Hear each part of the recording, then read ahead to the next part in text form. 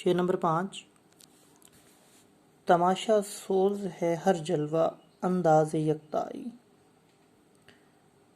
تم ہی تم ہو کوئی پردہ بھی اب حائل نہیں ہوتا۔ یعنی اللہ تعالیٰ کی جو پہچان ہے وہ ہر قسم کے باطل تصورات کو ساکت کر دیتی ہے، پھر اس چیز پر ایمان لانا مشکل نہیں رہتا کہ چاروں طرف اللہ تعالیٰ کے جلوے بکھرے ہوئے ہیں۔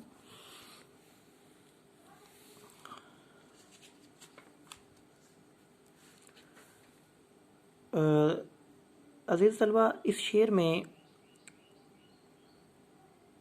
تابش دہلوی نے اپنی تھوڑی سی ہمیں صوفیانہ فکر دکھائی ہے۔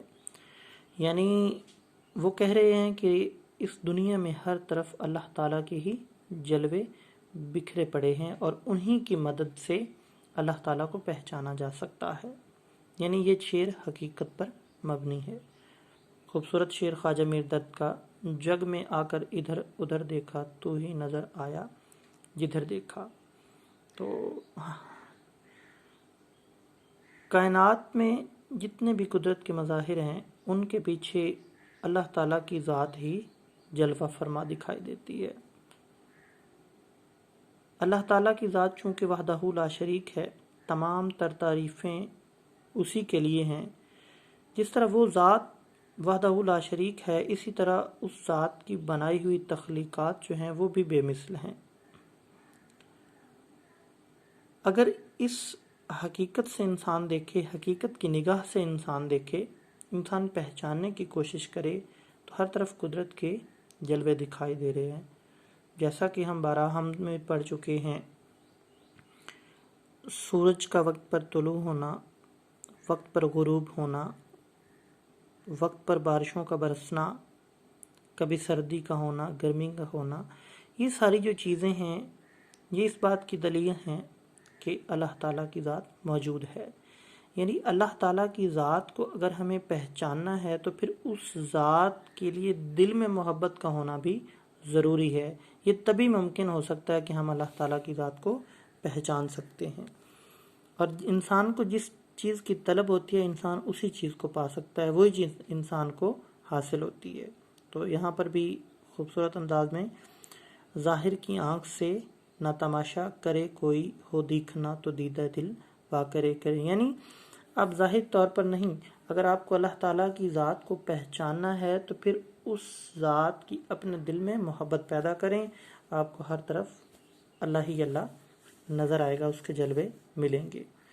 اس میں کوئی شک نہیں ہے کہ اللہ تعالیٰ کی ذات وحدہ لا شریک ہے، کائنات میں جتنے بھی جلوے ہیں اسی کی ذات کے ہیں، جتنے بھی بینائی رکھنے والے لوگ ہیں وہ اس کی ذات کے جلوے آسانی سے دیکھ سکتے ہیں۔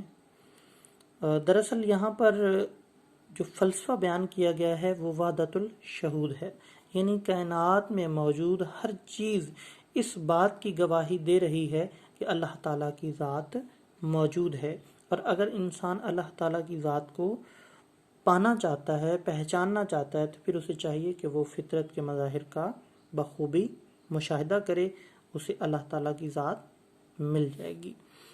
آخری شعر یہ حقیقت پر نہیں بلکہ مجاز پر ہوگا۔ رہا ایک ایک قدم پر پاس آداب طلب، ورنہ وہاں ہم تھے جہاں پانا تیرا مشکل نہیں ہوتا۔ تو اس کا مفہوم پڑھتے ہیں۔ اے محبوب، مجھے آداب محبت کا پاس تھا، ورنہ میں عشق کی اس منزل پر تھا جہاں تجھ پر تصرف پانا، یعنی تجھے حاصل کرنا میرے لیے کوئی مشکل کام نہیں تھا۔ یہاں پر بھی عشق و عاشقی کے روایتی مضمون کو لیا گیا ہے۔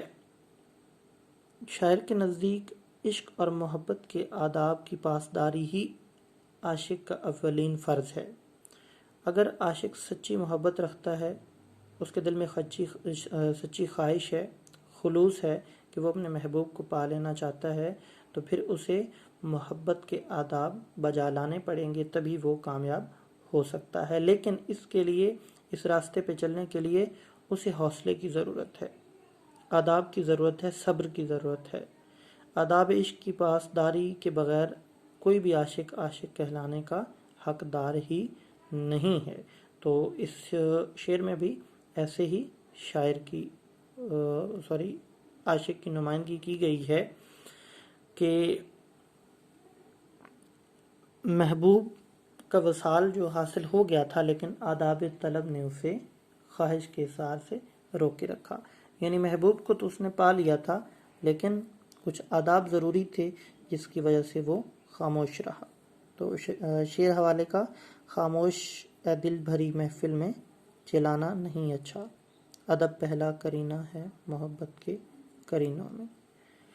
وہ جن کا عشق صادق ہے وہ کب فریاد کرتے ہیں،